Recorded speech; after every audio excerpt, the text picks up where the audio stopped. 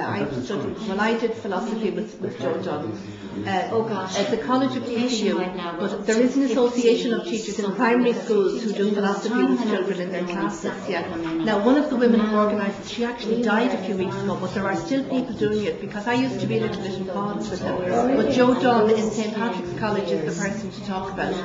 It's a DCU college, and I do a small bit of the de Bono thinking, a little bit of a small bit of Bono. Yes, with the attention directing strategies and report. I do a small bit of that. I did some training for other teachers in it. I was 2 years in the Department of Education doing training with principals. There now, 25 and 22. But no, I did a small little bit with our current 6th class, but I went to other schools when I was out for the 2 years and did it. And a small bit of the Matthew Lipman thinking for children. Yes, which the de Bono is a little bit a little bit yes. But de Bono would be good for inspectors, Yes, it's true. Yeah, that's right. That's right. We should do this. Yeah, that's right. Yeah. But the Lipman is a softer approach, and we do a good bit about the leadership. That's what I was involved in for the 2 years. It was a leadership training program, leadership development for schools. We do a lot about the Heifetz and the Martin Linsky, and we would organise various things. Catherine, these are our visitors from different countries from DCU. This is Louise. This is Catherine, our school secretary. We say hello. This is the woman who keeps, as we say, the show on the road. Everything's running.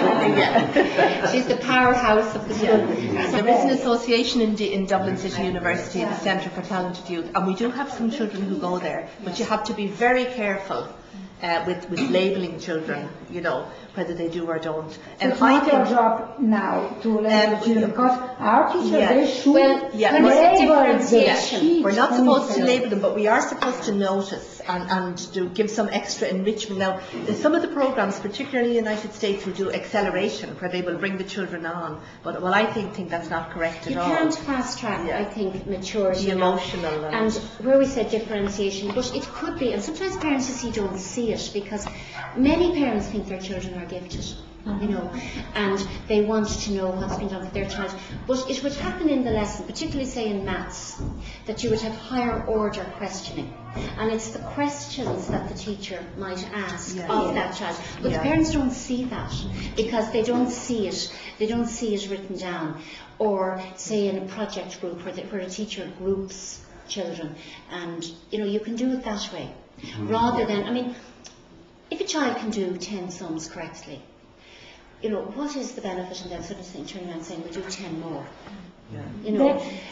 Exactly. You might give them one or two more challenging, or a lot of the maths books are organised that say the average child can do most of them.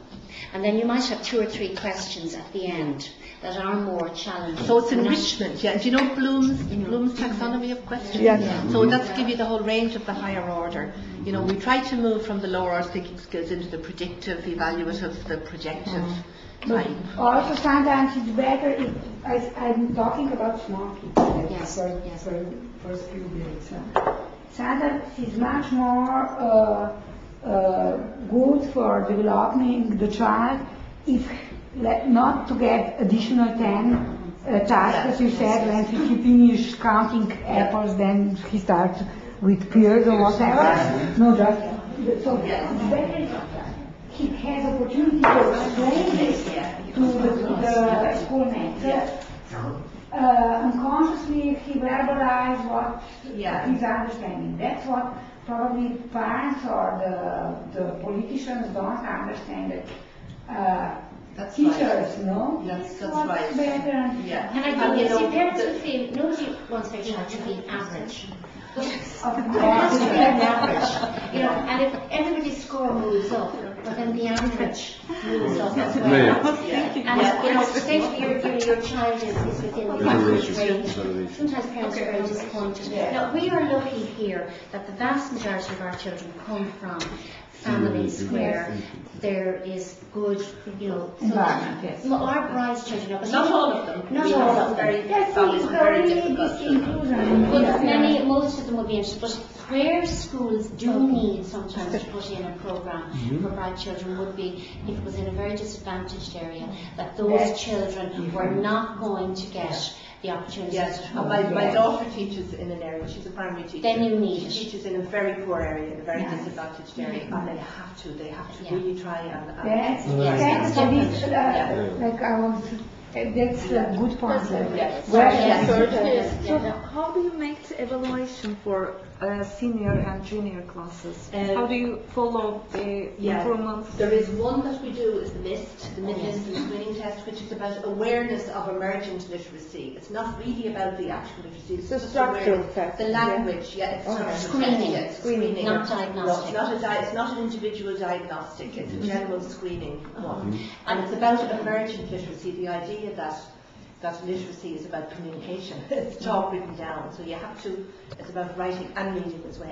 And What about interactive. social, emotional? Yes. Yeah, and Yes. it would throw up maybe children that you feel at that test, you might say, gosh, we need to have a closer look at some children. You know, that when you do that, you might then say, gosh, you know, their results there weren't great. We need to have a closer look. And there's one we don't use in this school, but I would like us to start using it. I think it's called the Rhode Island Profile of Early Learning Behaviour. It's Novak. Novak, yeah. American one. But the diagnostic tests we start from, say, first class, and we would do one NRIT. It's the non-reading intelligence test. So it looks at a child's abilities. And that is an interesting one, because then when we do the diagnostic for in English and maths, you look to see that there could be a discrepancy. Like you can look and say, gosh, you know, that child did very well on their non-verbal and for their basic intelligence, but look at their reading here. There is a mismatch. So then you go into the little individual scores and you see where the difficulty might be. And there again, you can work the other way. You can get a child who's kind of plodding along, very, very average, and suddenly you look at and say, this child is capable of far more. Encouragement. But with all the testing and everything, I mean, we still, and I firmly believe that the most important things that happen in primary schools are not ones that you can measure as a percentage score or a test. Yes, it's about the people. You know, it's not about the teacher or the child or even what you're teaching them. It's the relationship between the teacher and the taught. Are there things, rules or something else that you have already changed during your being school here? You say no, they're not good, we make another system. Yeah, we do that all the time. We do a lot of action research. We do the action research on the ground. Can you give an example? Well, it can be procedures, and as we've got bigger, Yeah. we've had to do that because we started off with about 48, and the kind of school you have with 48 children. is different to this kind of school that you have when you're bigger. Yeah. And sometimes it can be the procedure like yard, how we do things, health and safety. We constantly review maybe textbooks. Or what we're teaching. Yeah, and there's one important one that we reviewed. Now, just for another example with our Learn Together. In the early days, we got in some people from different religious beliefs to talk to the older children, so that they could talk about it. But it's very difficult to do that. We had complaints. We had complaints, and really we shouldn't have done it, because some people with religious beliefs come in and they have to preach and proselytise. You know, so and how do you decide who you're going to invite and who's correct or who's acceptable or what's a sect or what's a cult or what's a valid belief system? Now, we used to share a building with quite a fundamentalist Muslim school, our last building. It was a very different building. We were up on the, was Grace up there? No, it was 4th floor. We were up on the 4th floor of the building, and we were on the ground floor of the building, and it was a very fundamentalist Muslim school on the 3 floors in between. And we thought we would be very polite, and when Ramadan came, we invited one of their teachers in to speak to our children about Ramadan, and we had to put her out. She frightened them. She frightened them. It was about fire and hell and women's arms and sins and covering up and you know, we were shocked. We were shocked. We couldn't, you know, and then there have been people brought in, and some of the educated get a school say from possibly Jehovah's Witness, do you know Jehovah's Witness beliefs, or some of the very strict beliefs, yeah. And we thought, no, we don't have to do this. We don't have to give somebody a platform to come and, you know, so we. But what about then? We changed that process, and we don't have people like that anymore. What about so the values of the curriculum in the school are taught or lived through the teachers now? Now, that's it. And you have to be very careful with this to learn together, because if you think, are you familiar with Larry Kuban, who did a lot of American research on curriculum, Larry Kuban? He would speak about the official curriculum, which is what the state gives us, and then the official curriculum, then is the taught one, how the teachers interpret the official curriculum, it's being filtered all the time, and then there is the learned one, what the children learn, and then there's the hidden one. So the only things the children experience are the hidden one and the learned one. They don't experience the official one or the taught one. So it's being, you know, they're in filters all the time. So we have to be very careful that it's not all about covering the things in the book. It's about every time we speak to one another, you know, and the very atmosphere. For some parents, just as in every subject, they will feel not enough information is given. But we have, say for example, our relationships and sexuality education. We have a very specific programme and what is done at each standard. And then for 6th class, I suppose, the sexuality area is what, you know, the children look at nearly the nitty-gritty. And for some, before we present that material, we have an evening where the parents can come and they will see exactly what we are doing with the children. Now, for some parents that won't be enough, but our attitude is, well, that's up to you. If you want your child to have more information in this area, that's what you do at home. But we are aiming. For some parents it might be too much as well. Would that be the case?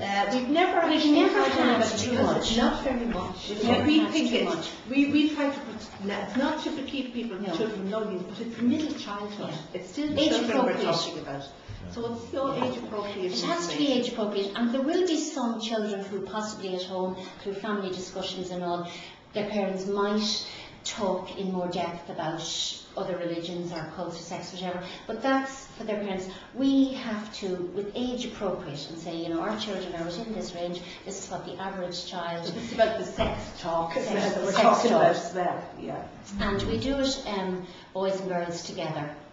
And it is, there's a programme we use, Busybodies, and there's a DVD, and it's very, very good, and it's kind of cartoon form. Now that said, again, we did have a parent who objected that it was cartoon form. Now, that should be really good. Could you think that we'd be showing, you know, real life DVD, we'd be going into another realm there.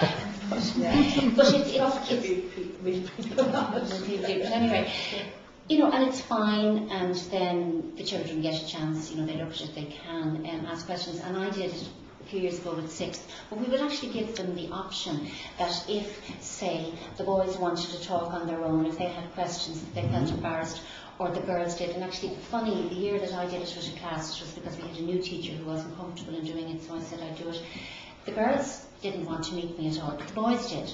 They were the ones with lots of questions, particularly about girls that they felt they were too embarrassed to ask.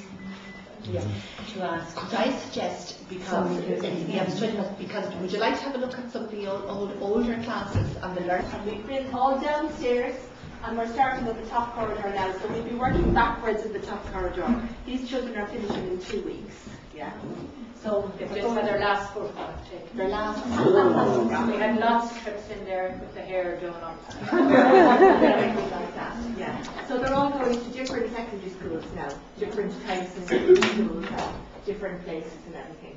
Yeah. And they're just back from 5 days away with their teacher, learning more Irish. In an area, part of Ireland where Irish is spoken all the time. So Joe got a free holiday. And they had classes up there as well. Joe, I wonder, were they ever blowing in the wind, or not? Or is it too awkward to do it? They won a prize in the talent contest. Do you know Bob Dylan? Bob Dylan song Blowing in the Wind. They translated it into Irish. Oh, perfect.